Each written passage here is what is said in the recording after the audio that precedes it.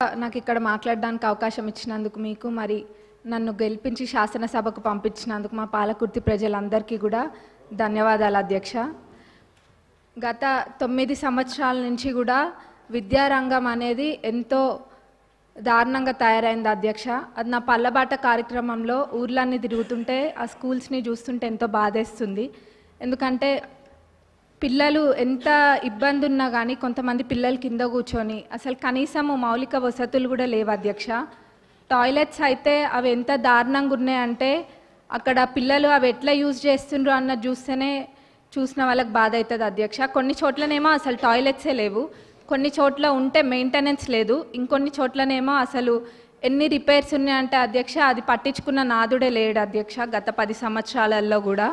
మరి ఇదే కాకుండా అధ్యక్ష స్టాఫ్ ప్రాబ్లం కూడా చాలా ఉంది అధ్యక్ష.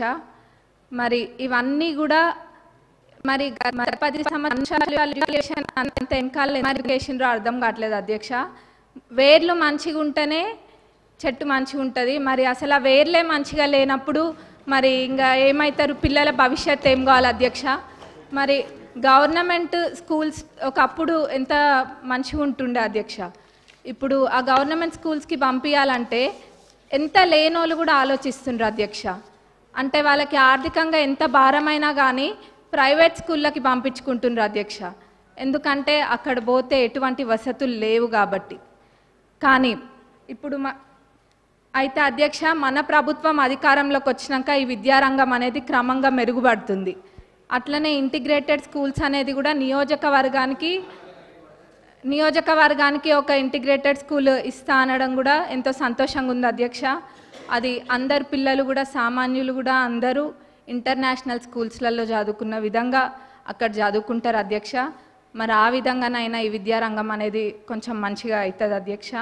మరి ముఖ్యంగా అధ్యక్ష ఈ టాయిలెట్స్ అనేది మటుకు చాలా పెద్ద సమస్య అధ్యక్ష. ఏదో చెప్పాలని కాదు, నేను నిజంగా అన్ని స్కూల్స్ విజిట్ చేస్తున్నా.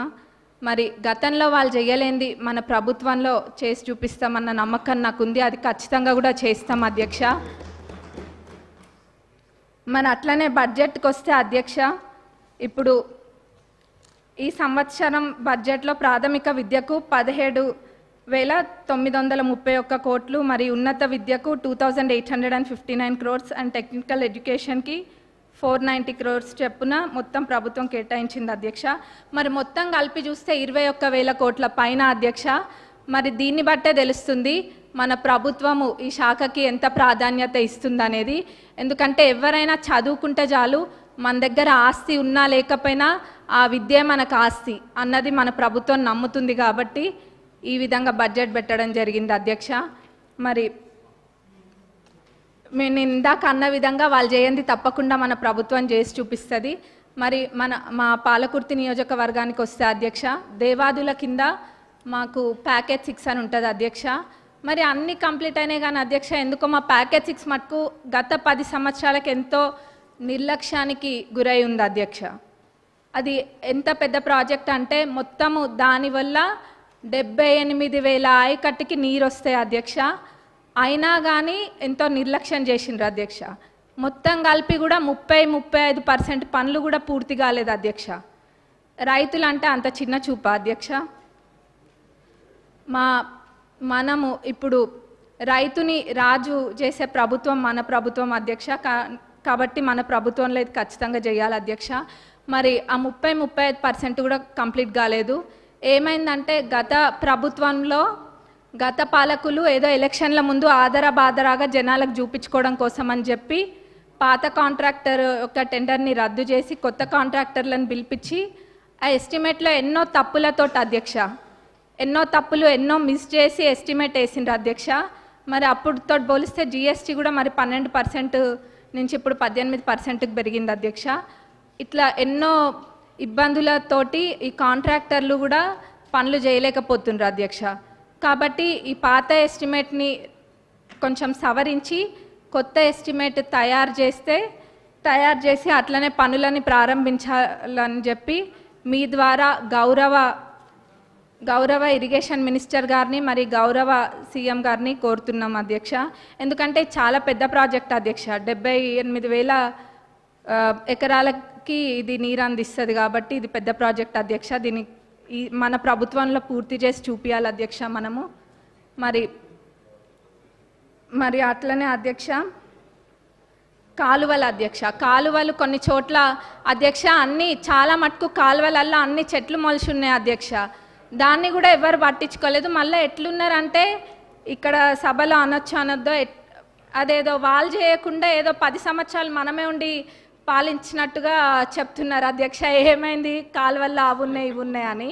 మరి నవ్వాలో ఏడవాలో తెలియదు అధ్యక్ష. కాబట్టి మేమే మా నియోజకవర్గంలో అయితే ఒక 30 కిలోమీటర్లకు పైగా మా సొంత డబ్బులతోటి మేమే పెట్టి అది తవ్విపియడం కూడా జరిగింది అధ్యక్ష. ఇక్కడ ఇదంతా ఇబ్బంది లేకుండా లైనింగ్ కాలువలు అన్నిటికీ కూడా లైనింగ్ చేయాలని మీ ద్వారా నేను కోరుతున్నా అధ్యక్ష. మరి అట్లనే అధ్యక్ష చివరిగా రుణమాఫీ, ఆ రోజు అందరము ఇక్కడున్న శాసనసభ్యులం అందరం కూడా ఎంతో నమ్మకంతో చెప్పినాము, గతంలో రుణమాఫీ పూర్తి స్థాయిలో చేసింది కాంగ్రెస్ ప్రభుత్వమే, ఇప్పుడు చేయబోయేది కూడా కాంగ్రెస్ ప్రభుత్వమే అని. అది మాటలకి మాత్రమే అంకితం కాకుండా అధ్యక్ష ఈరోజు అన్న విధంగా తప్పకుండా చేసి చూపిస్తుంది కాంగ్రెస్ ప్రభుత్వం అని చెప్పి ఈరోజు మనము చేయడం జరిగింది అధ్యక్ష. మరి ఇది అందరికీ ప్రతి ఒక్క కాంగ్రెస్ కార్యకర్తకి మరి ప్రతి ఒక్క రైతులకు కూడా ఇది గర్వించదగ్గ విషయం అధ్యక్ష. మరి మన గౌరవ అగ్రికల్చరల్ మినిస్టర్ గారిని మరి మన డిప్యూటీ సీఎం గారికి మా నియోజకవర్గ ప్రజలందరి తరపున ధన్యవాదాలు తెలియజేస్తున్నా అధ్యక్ష. నాకు ఇక్కడ మాట్లాడే అవకాశం ఇచ్చినందుకు మరొకసారి ధన్యవాదాలు తెలుపుతూ ముగిస్తున్నాను. కొత్త ప్రభాకర్ రెడ్డి గారు. Please subscribe Telugu politics.